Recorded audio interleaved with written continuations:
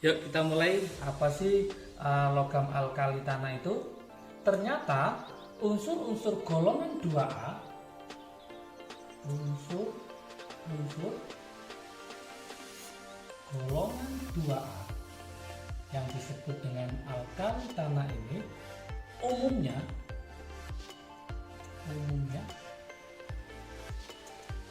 ditemukan dalam tanah. Jadi umumnya ditemukan dalam tanah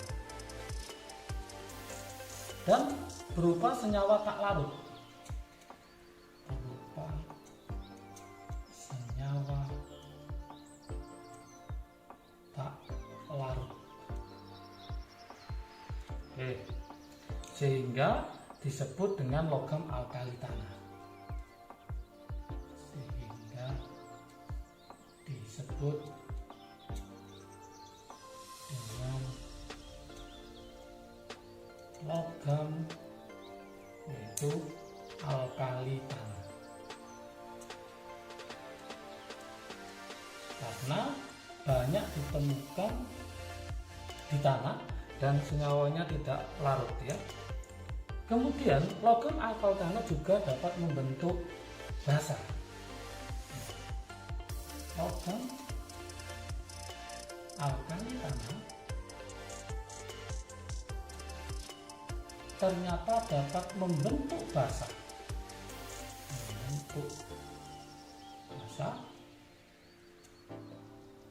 Tetapi lebih lemah ya.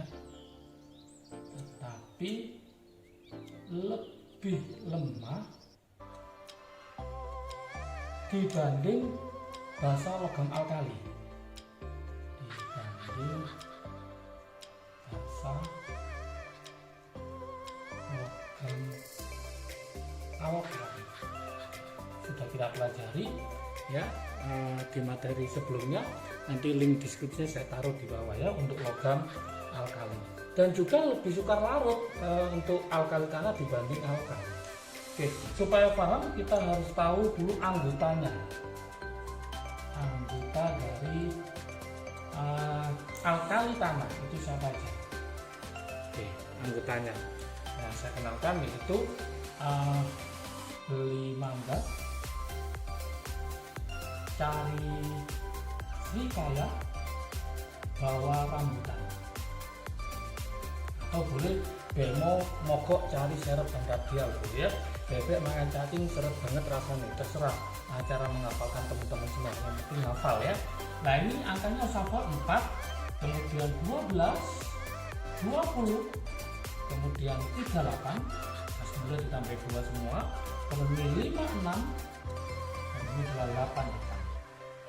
Gimana konfigurasi elektronnya? Masih ingat teman-teman semua, yaitu ini adalah 2,2, berarti ini 282, ini berarti 2882, ini berarti 2818, 82, ini berarti 2818,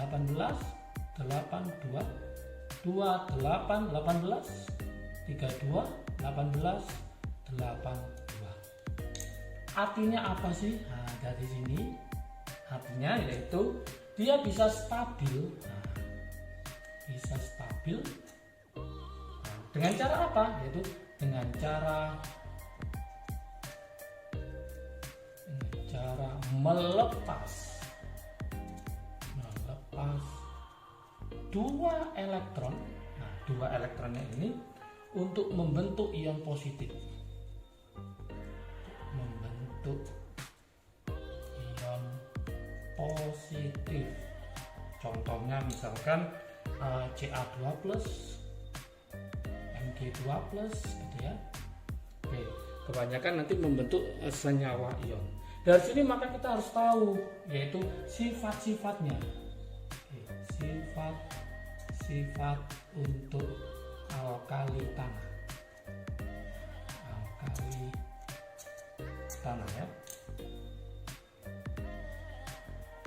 Yang pertama, ini harus paham semua ya. Yang pertama apa?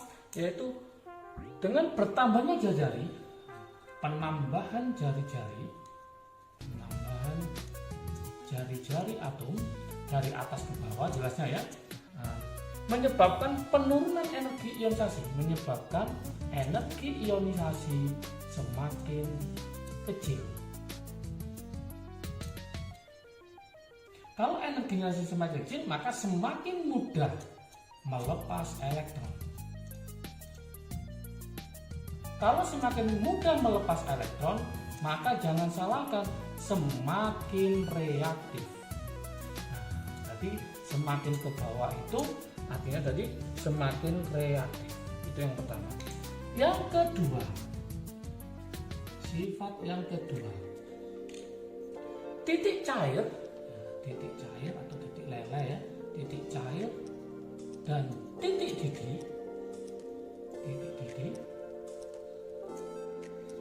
cenderung menurun dari atas ke bawah,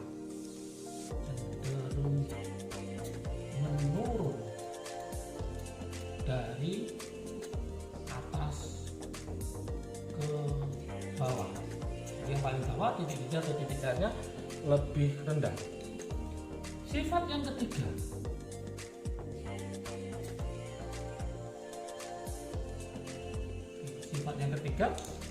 kerapatan dan kekerasan.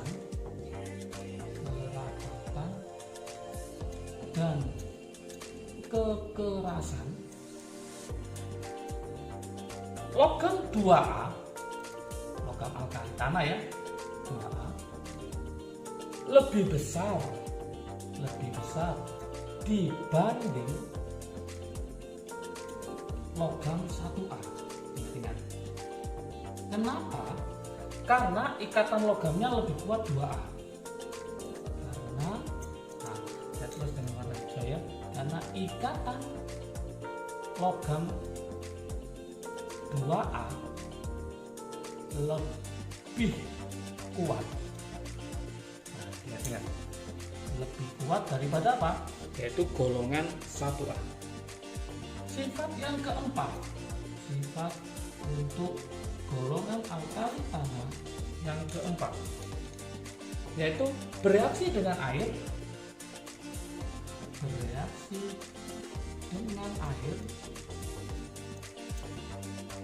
membentuk basa dan gas H2, gas hidrogen ya, kecuali Be. Nah ini saya tulis dengan warna merah aja, kecuali Be. Ternyata Be itu tidak bereaksi dengan air, tidak bereaksi. Kalau Mg itu bisa bereaksi dengan air panas. Kalau pakai air dingin dia sulit bereaksi. Untuk CaSrBa maka semakin mudah bereaksi dengan air. Sehingga kesimpulannya golongan 2A itu dibanding dengan golongan 1A itu lebih mudah larut adalah golongan 1A, membentuk basa kuat. Jadi nanti basanya lebih kuat golongan 1A dibanding golongan 2A. Oke. Kemudian sifat yang kelima, saya taruh sini, sifat kelima. Dengan non logam cenderung membentuk senyawa ionik. Cenderung membentuk senyawa ionik. Senyawa ionik ya. Oke. Kecuali lagi-lagi Be. Kecuali Be. Oke, dia cenderung membentuk senyawa kovalen. Cenderung membentuk senyawa kovalen. Jadi semua itu cenderung membentuk ionik kecuali siapa? Be. Jadi Be ini kayaknya sebagai apa ya, istilahnya pengecualian. Nah, salah satunya dia itu tidak bereaksi dengan air. Kemudian Be nanti bisa bersifat amfoter, artinya bisa asam, bisa basah. Sifat yang keenam.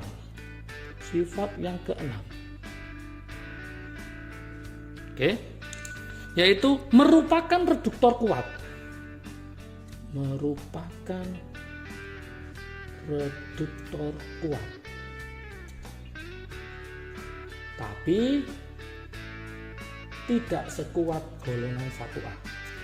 Tidak sekuat golongan 1A atau yang disebut dengan namanya golongan alkali. Oke.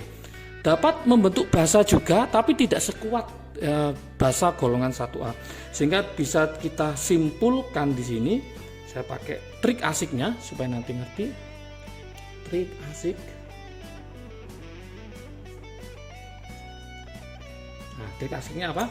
Ternyata 1A dibanding 2A itu menang dalam hal apa? Nah, menang. Jadi 1A dibanding 2A itu menang ya, dibanding 1A dibanding 2A menang dalam hal apa? Yang pertama adalah lebih reaktif.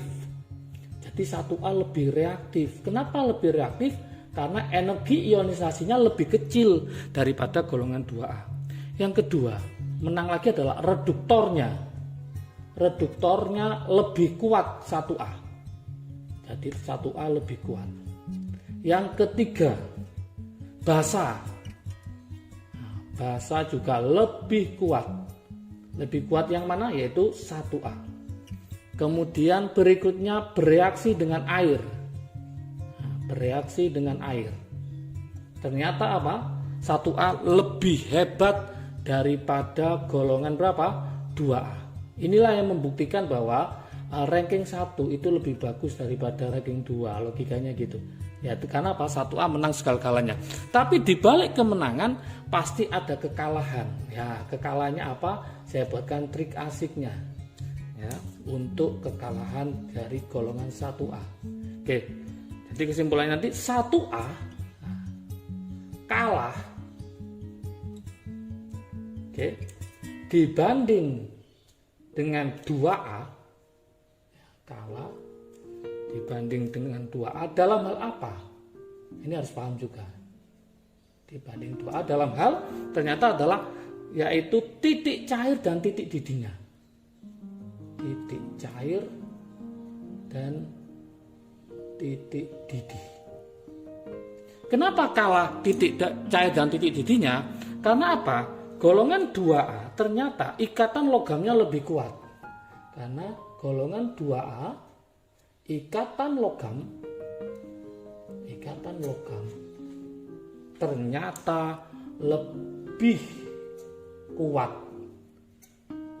Nah, 2A lebih kuat dari siapa? Dari golongan 1A. Itu yang menyebabkan 2A menang dalam hal apa? Titik cair maupun titik didihnya. Oke. Jadi dibalik kemenangan dari golongan 1A, ternyata golongan 1A menyimpan kekalahan yaitu dalam hal titik cair dan titik didih. Oke. Kemudian kita akan bicara tentang kegunaan ya, kegunaan golongan 2A baik dalam bentuk unsur maupun senyawanya. Kegunaan golongan 2A ya. 1A sudah kita bahas di materi sebelumnya ya, silahkan dilihat, ditonton videonya, saya kasihkan link deskripsi di bawahnya ya. Kegunaan golongan 2A, contohnya di sini adalah beryllium, Be, atau namanya adalah beryllium. Untuk apa beryllium? Nah, kebanyakan adalah untuk membuat alloy paduan ya, membuat alloy. Dengan apa? Yaitu tembaga dan nikel. Tembaga dan nikel. Oke. Kemudian juga untuk mencegah korosi logam. Biasanya untuk mencegah korosi logam. Ini terus kemudian ada lagi untuk campuran bahan bagian pesawat supersonik, itu juga beryllium ya. Oke, kemudian ada lagi Mg, ya, Mg yaitu magnesium. Magnesium itu kegunaannya, contohnya untuk senyawanya ya, MgOH 2 kali. atau yang dikenal dengan namanya magazida. Ini digunakan untuk bahan aktif penetral asam lambung ya. Ini adalah bahan aktif untuk penetral asam lambung. Jadi kalau pas kena asam lambung maka bisa memakai namanya yaitu magazida, singkatan dari magnesium hidroksida. Ya, ada lagi untuk obat cuci perut ya. Untuk obat cuci perut, atau namanya obat pencahar. Obat pencahar itu adalah MgSO4 ya. Oke. Kemudian contoh yang lain misalkan kalsium, Ca.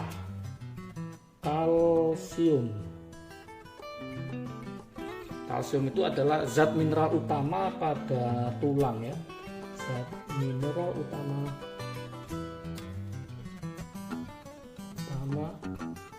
pada tulang ya. Kemudian kalsium juga untuk gips boleh ya. Untuk gips. Rumusnya masih ingat yaitu apa? CaSO4 2H2O. Oke, masih banyak lagi kalsium ya kegunaannya. Strontium juga untuk memproduksi kaca tabung sinar katoda untuk TV berwarna. Kemudian barium BaSO4 itu digunakan untuk obat penderita gangguan pencernaan.